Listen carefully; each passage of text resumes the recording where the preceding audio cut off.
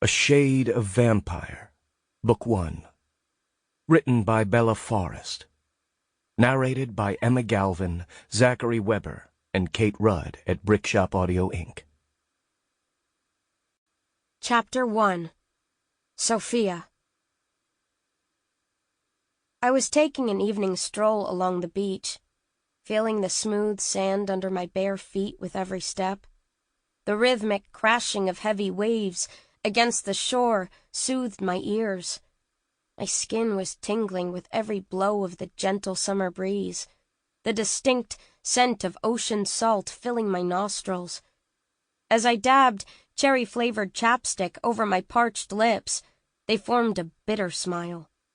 The balm only served to add its sweet taste to the numerous sensations engulfing me at that particular moment.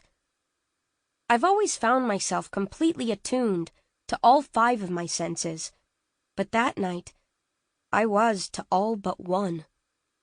My sight was blurred by the tears I was fighting to hold back. I couldn't appreciate the exotic scene around me. All I could think about was the disappointed expression on my best friend's handsome face. Benjamin Hudson was the only person in the world who could make me feel the way I did that night. Perhaps the sorrow I felt was mostly due to the fact that I still held expectations I knew would only ever cause me pain. I reasoned to myself that I had the right to be hurt. It was my birthday. He was my best friend. He shouldn't have forgotten. But he did.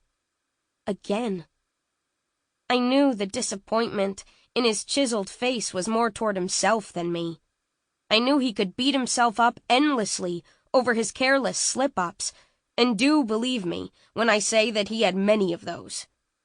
So, that night, I was wondering to myself whether I had just overreacted. I would find myself deciding that I did, in fact, overreact, and that it was time to stop wallowing. I turned back toward the villa the Hudsons rented for their family vacation, determined to just start having fun again with the most important person in my life.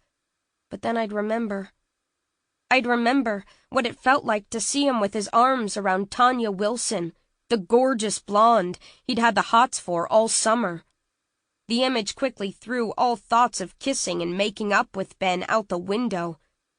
"Gosh, Sophia, I'm so sorry. I'm an awful best friend," were the words that came out of his mouth when he realized his mistake. I walked out on him and ended up at the beach. Sample complete. Ready to continue?